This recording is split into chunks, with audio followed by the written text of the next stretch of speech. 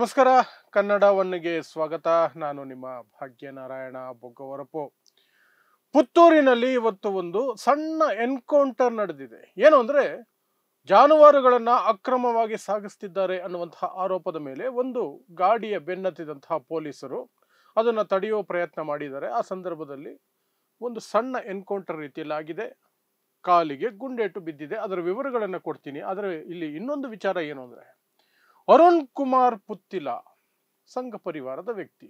ಆ ವ್ಯಕ್ತಿಗೆ ಆ ದಾಳಿಯ ಸಂದರ್ಭದಲ್ಲಿ ಅಲ್ಲಿ ಇರಬೇಕಾದಂತಹ ಅನಿವಾರ್ಯತೆ ಅವಶ್ಯಕತೆ ಏನಿತ್ತು ಅನ್ನೋ ಪ್ರಶ್ನೆ ಬರುತ್ತೆ. ಅದರ ಜೊತೆಗೆ ಆ ವ್ಯಕ್ತಿ ಅಲ್ಲಿ ನಿಂತ್ಕೊಂಡು ಪೊಲೀಸರಿಗೆ ಮಾರ್ಗದರ್ಶನ ಕೊಡ್ತಾ ಇದ್ದದ್ದು ಮತ್ತು ಕೈಯಲ್ಲಿ ಲಾಂಗ್ ಹಿಡ್ಕೊಂಡಿದ್ದಂಥದ್ರ ಬಗ್ಗೆ ಪೊಲೀಸರು ಯಾಕೆ ಕ್ರಮ ಕೈಗೊಂಡಿಲ್ಲ, ಯಾಕೆ ಸುಮೋಟೋ ಕೇಸ್ ಹಾಕಿಲ್ಲ, ಅದರ ಬಗ್ಗೆಯೂ ಸಹ ಒಂದಷ್ಟು ಮಾಹಿತಿಯನ್ನು ಕೊಡ್ತೀನಿ. ಸೊ ಮೊದಲಿಗೆ ಬೆಳ್ಳಂಬೆಳಗ್ಗೆ ಪುತ್ತೂರು ಬಳಿ ಕೇರಳಕ್ಕೆ ಹೋಗ್ತಿದ್ದಂತಹ ಒಂದು ಗಾಡಿಯನ್ನ ಅಡ್ಡ ಹಾಕ್ತಾರೆ ಪೊಲೀಸರು. ಅದು ನಿಲ್ಲೋದಿಲ್ಲ. ಸುಮಾರು 10 ಕಿಲೋಮೀಟರ್ ವರೆಗೂ ಚೇಸಿಂಗ್ ನಡೆಯುತ್ತೆ. ಆ ಸಂದರ್ಭದಲ್ಲಿ ಪೊಲೀಸರ ವಾಹನಕ್ಕೆ ಆ ಒಂದು ಲಾರಿ ಏನಿತ್ತು ಅದು ಗುದ್ದುವಂತಹ ಕೆಲಸ ಆಗುತ್ತೆ. ಆ ನಂತರ ಆ ಗಾಡಿಯನ್ನು ಅಡ್ಡಗಟ್ಟುತ್ತಾರೆ. ಆ ಗಾಡಿಯಿಂದ ಇಬ್ಬರು ಯುವಕರು ಜಿಗಿತಾರೆ. ಅದರಲ್ಲಿ ಜಿಗಿದಂತಹ ಇಬ್ಬರು ಯುವಕರಲ್ಲಿ ಒಬ್ಬ ಅಂತೂ ಕೈಗೆ ಸಿಗದೆ ಓಡಿ ಹೋಗ್ತಾನೆ. ಇನ್ನೊಬ್ಬ ಓಡಿ ಹೋಗುವ ಸಂದರ್ಭದಲ್ಲಿ ಪೊಲೀಸರು ಕಾಲಿಗೆ ಗುಂಡೇಟು ಹೊಡೆದು ಅಬ್ದುಲ್ಲಾ ಅನ್ನುವಂತಹ ವ್ಯಕ್ತಿಯನ್ನ, 40 ವರ್ಷದ ಸುಮಾರು ಅಬ್ದುಲ್ಲಾ ಅಂತಹ ವ್ಯಕ್ತಿಯನ್ನ ಬಂಧಿಸಿದ್ದಾರೆ. ಇನ್ನೊಬ್ಬ ವ್ಯಕ್ತಿ ಯಾರು ಅನ್ನೋದು ತನಿಖೆಯಿಂದ ಗೊತ್ತಾಗಬೇಕು. ಆತ ಪರಾರಿಯಾಗಿದ್ದಾನೆ. ಈ ಗಾಡಿ ಹಾಸನದಿಂದ ಬರ್ತಾ ಇದೆ ಅನ್ನುವಂತಹದ್ದು ಪೊಲೀಸರು ಹೇಳುವಂತಹದ್ದು. ಇಲ್ಲಿ ಕಾಲಿಗೆ ಗುಂಡೇಟು ಬಿತ್ತು ಅನ್ನುವ ವಿಚಾರದಲ್ಲಿ 2 ರೀತಿಯಾದಂತಹ ವರ್ಷನ್ಗಳಿದೆ. ಮಾಧ್ಯಮಗಳ ವರ್ಷನ್ ಇದೆ, ಪೊಲೀಸರ ವರ್ಷನ್ ಇದೆ. ನಾವು ಪೊಲೀಸರ ವರ್ಷನ್ನೇ ತಗೊಳ್ಳೋಣ. ಮಾಧ್ಯಮಗಳ ವರ್ಷನ್ ಪ್ರಕಾರ ಅವರು ಪರಾರಿಯಾಗುವ ಪ್ರಯತ್ನದಲ್ಲಿದ್ದಾಗ ಕಾಲಿಗೆ ಗುಂಡೇಟು ಬಿತ್ತು ಅನ್ನುವಂಥದ್ದು. ಪೊಲೀಸರ ವರ್ಷನ್ ಪ್ರಕಾರ ತಮ್ಮ ಮೇಲೆ ಮಾರಕಾಸ್ತ್ರಗಳಿಂದ ದಾಳಿ ಮಾಡುವ ಪ್ರಯತ್ನದಲ್ಲಿ ನಾವು ಆತ್ಮರಕ್ಷಣೆಗೆ ಗುಂಡು ಹಾರಿಸಿದ್ವಿ, ಅದರಲ್ಲಿ ಒಬ್ಬನಿಗೆ ಗಾಯ ಆಯ್ತು, ಇನ್ನೊಬ್ಬ ತಪ್ಪಿಸಿಕೊಂಡು ಓಡಿ ಹೋದ ಅನ್ನುವಂಥದ್ದು ಪೊಲೀಸರು ಹೇಳ್ತಿರುವಂತಹ ಕತೆ. ಸೊ ಇದು ತನಿಖೆಯಿಂದ ಹೊರಗಡೆ ಬರುತ್ತೆ, ಅದು ಬೇರೆ ವಿಚಾರ. ಇಷ್ಟೆಲ್ಲದರ ನಡುವೆ ಆ ಸ್ಥಳದಲ್ಲಿ ಸಂಘ ಪರಿವಾರದ ಅರುಣ್ ಕುಮಾರ್ ಪುತ್ತಿಲ ಅವರದೇ ಒಂದು ಸಂಘಟನೆ ಇದೆ, ಪುತ್ತಿಲ ಪರಿವಾರ ಅಂತ. ಆ ವ್ಯಕ್ತಿಯ ಹಾಜರಾತಿ ಈಗ ಚರ್ಚೆಗೆ ಗ್ರಾಸವಾಗಿರುವಂತಹದ್ದು. ಅದು ಅಕ್ರಮ ಜಾನುವಾರುಗಳ ಸಾಗಾಟ ಆಗಿದ್ರೆ ಪೊಲೀಸರಿದ್ದಾರೆ, ಅದನ್ನ ಹ್ಯಾಂಡಲ್ ಮಾಡ್ತಾರೆ. ಕಾನೂನಿದೆ, ಕಾನೂನಿನ ಪ್ರಕಾರ ಅವ್ರಿಗೆ ಏನ್ ಶಿಕ್ಷೆ ಆಗಬೇಕು ಅದಾಗುತ್ತೆ, ಏನೆಲ್ಲ ಕ್ರಮಗಳಾಗಬೇಕು ಆಗುತ್ತೆ, ಎಲ್ಲವನ್ನೂ ಸಹ ಸರ್ಕಾರ ನೋಡ್ಕೊಳ್ಳುತ್ತೆ, ಪೊಲೀಸರು ನೋಡ್ಕೊಳ್ತಾರೆ. ಆದ್ರೆ ಅರುಣ್ ಕುಮಾರ್ ಪುತ್ತಿಲಾಗಿ ಅಲ್ಲೇನು ಕೆಲಸ, ಈ ಪ್ರಶ್ನೆ ಬರುತ್ತೆ. ಅರುಣ್ ಕುಮಾರ್ ಪುತ್ತಿಲ ತಂಡನೇ ಅದನ್ನ ಕಂಡು ಹಿಡಿದು ಪೊಲೀಸರಿಗೆ ಮಾಹಿತಿ ಕೊಟ್ಟಿದ್ರು ಸಹ, ಮಾಹಿತಿ ಕೊಟ್ಟ ನಂತರ ಅರುಣ್ ಕುಮಾರ್ ಪುತ್ತಿಲ ಸೈಡ್ಗೆ ನಿಂತ್ಕೊಂಡು ನೋಡಬೇಕಾಗಿತ್ತು ಏನ್ ನಡೀತಿದೆ ಅಂತ. ಏನಾದ್ರೂ ಇದ್ರೆ ಬೇರೆ ರೀತಿಯಲ್ಲಿ ಅವರು ಅರ್ಜಿ ಹಾಕೋದು ಅಥವಾ ವಿವರಣೆ ಕೇಳೋದು ಮಾಡಬಹುದು. ಅದು ಬಿಟ್ಟು ಪೊಲೀಸರೇ ಸುಮ್ಮನೆ ನಿಂತಿರಬೇಕಾದ್ರೆ ಈ ವ್ಯಕ್ತಿನೇ ತನ್ನ ಇನ್ಚಾರ್ಜ್ ಅಲ್ಲೇ ಇಡೀ ರೇಡ್ ನಡೆದಿರೋದು, ತಾನೇ ಇದಕ್ಕೆಲ್ಲವೂ ಸಹ ಮುಖ್ಯಸ್ಥ ಅನ್ನುವ ರೀತಿಯಲ್ಲಿ ಪೊಲೀಸರಿಗೇನೆ ಮಾರ್ಗದರ್ಶನ, ಅದು ತೆಗೀರಿ, ಇದು ತೆಗೀರಿ, ಅಲ್ಲಿ ಬಿಚ್ಚಿ, ಇಲ್ಲಿ ಬಿಚ್ಚಿ, ಈ ರೀತಿಯಾದಂತಹ ಮಾರ್ಗದರ್ಶನವನ್ನ ಪೊಲೀಸರಿಗೆ ಕೊಡ್ತಾ ಇದ್ದಿದ್ದು ಮತ್ತು ಕೈಯಲ್ಲಿ ಒಂದು ಲಾಂಗ್ ರೀತಿಯಾದಂತಹ ಮಾರಕಾಸ್ತ್ರವನ್ನು ಹಿಡ್ಕೊಂಡು ಹಗ್ಗಗಳನ್ನು ಕಟ್ ಮಾಡೋದು, ಅದನ್ನ ಪ್ರದರ್ಶನ ಮಾಡೋದು, ಎಲ್ಲವನ್ನು ಮಾಡ್ತಾ ಇದ್ರಲ್ಲ ಈ ಅರುಣ್ ಕುಮಾರ್ ಪುತ್ತಿಲ ಅನ್ನುವಂತಹ ವ್ಯಕ್ತಿ. ಅದಕ್ಕೆ ಯಾರು ಪರ್ಮಿಷನ್ ಕೊಟ್ಟಿದ್ದು? ಅಲ್ಲೇನಾದ್ರೂ ಅಕ್ರಮ ನಡೀತಿದ್ರೆ ಪೊಲೀಸರಿಗೆ ತಿಳಿಸಿದ ಮೇಲೆ ಒಬ್ಬ ದೇಶದ ಪ್ರಜೆಯಾಗಿ ಆ ವ್ಯಕ್ತಿಯ ಜವಾಬ್ದಾರಿ ಅಲ್ಲಿಗೆ ಮುಗಿಯುತ್ತೆ.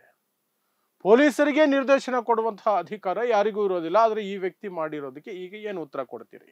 ಅದನ್ನ ಒಂದು ನಿಮಿಷ ಪಕ್ಕಕ್ಕಿಟ್ಟು ನಿನ್ನೆ ಮೊನ್ನೆ ನಡೆದಿರುವಂತಹ ಹೊಗಳಿಕೆಗಳ ಕಡೆ ಬರೋಣ. ಯಾವುದು? ಮಂಗಳೂರು ಪೊಲೀಸರಿಗೆ ಮುಖ್ಯಮಂತ್ರಿ ಸಿದ್ದರಾಮಯ್ಯ ಮಾಡಿರುವಂತಹ ಹೊಗಳಿಕೆಗಳು.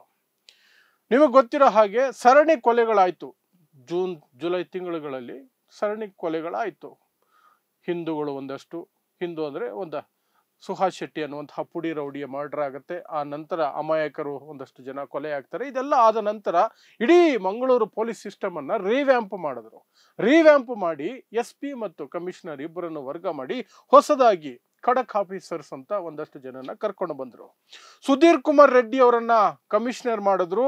ಡಾಕ್ಟರ್ ಅರುಣ್ ಅನ್ನುವವರನ್ನ SP ಆಗಿ ತಗೊಂಡು ಬಂದ್ರು. ಆ ನಂತರ ಸ್ವಲ್ಪ ಶಾಂತಿ ನೆಲೆಸಿದೆ ದಕ್ಷಿಣ ಕನ್ನಡ ಜಿಲ್ಲೆ ಆಗಬಹುದು, ಇಡೀ ಕರಾವಳಿಯಲ್ಲಿ ಅನ್ನುವಂಥದ್ದು ಇತ್ತೀಚೆಗೆ ಎಲ್ಲರೂ ಸಹ ಹೇಳ್ತಿರುವಂತಹ ವಿಚಾರ. ಅದಕ್ಕೆ ಪೂರಕವಾಗಿ ನಿನ್ನೆ ಅಲ್ಲಿಗೆ ಹೋಗಿದ್ದಂತಹ ಮುಖ್ಯಮಂತ್ರಿ ಸಿದ್ದರಾಮಯ್ಯ ಅವರನ್ನ ಹೊಗಳಿದ್ರು ಪೊಲೀಸ್ ಡಿಪಾರ್ಟ್ಮೆಂಟ್ ಅನ್ನ, ಒಳ್ಳೆ ಕೆಲಸ ಮಾಡ್ತಿದ್ದೀರಿ ಅಂತ.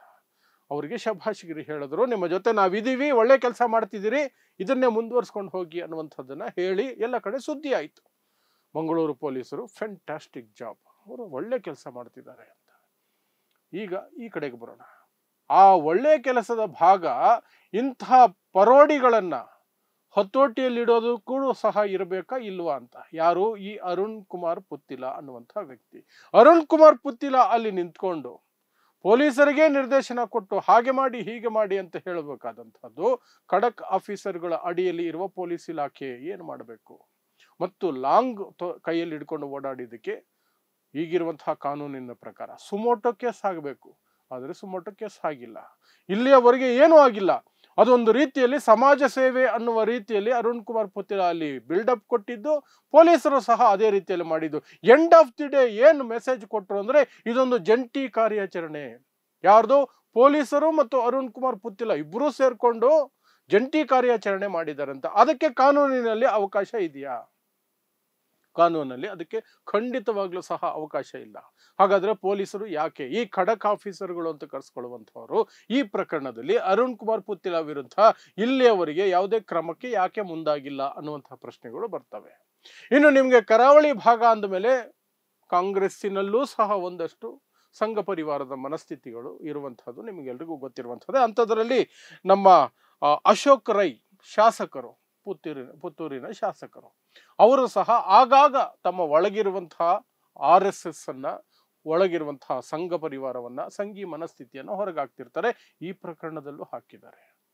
ಸ್ಟೇಟು ಈ ಪುಡಿ ರೌಡಿಗಳು ಮಾತಾಡ್ತಾರಲ್ಲ, ಸಂಘ ಪರಿವಾರದ ಪುಡಿ ರೌಡಿಗಳು ಮಾತಾಡುವಂತ ಡೈಲಾಗ್ಗಳು ಹೊಡೆದಿದ್ದಾರೆ. ಈ ಬಾರಿ ಕಾಲಿಗೆ ಗುಂಡು ಹೊಡೆದಿದ್ದೀವಿ, ಮುಂದಿನ ಬಾರಿ ಬೇರೆ ಕಡೆ ಹೊಡಿತೀವಿ. ಈ ರೀತಿಯ ಪ್ರಚೋದನೆಯನ್ನ ಯಾರಾದರೂ ಒಬ್ಬ ಜನಪ್ರತಿನಿಧಿ ಕೊಡಬಹುದಾ? ಇದರ ವಿರುದ್ಧ ಪೊಲೀಸರ ಕ್ರಮ ಏನು?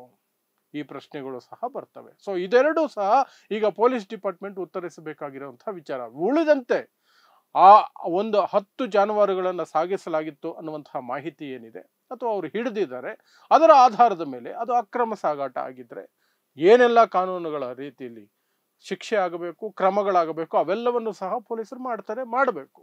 ಆದರೆ ಇವರಿಬ್ಬರು, ಪುತ್ತಿಲ ಮತ್ತು ಅಶೋಕ್ ರೈ ಅವರ ಹೇಳಿಕೆ, ಪುತ್ತಿಲ ನಡವಳಿಕೆ, ಈ ಎರಡರ ಕುರಿತು ಪೊಲೀಸರು ಏನು ಮಾಡ್ತಾರೆ ಅನ್ನುವಂತಹ ಪ್ರಶ್ನೆಗಳು ಈಗ ಅಲ್ಲಿ ಬರ್ತಿರುವಂತಹದ್ದು. ಸೊ ಇದಿಷ್ಟು ಪುತ್ತೂರಲ್ಲಿ ನಡೆದಂತಹ ಒಂದು ಮಿನಿ ಎನ್ಕೌಂಟರ್ ಕುರಿತಾಗಿ ಇಲ್ಲಿಯವರೆಗೆ ಬಂದಿರುವಂತಹ ಮಾಹಿತಿಗಳು. ನೋಡ್ತಾ ಇರಿ ಸಮಾಜಕ್ಕಾಗಿ ಕನ್ನಡ 1 ನ್ಯೂಸ್. ನಮಸ್ಕಾರ.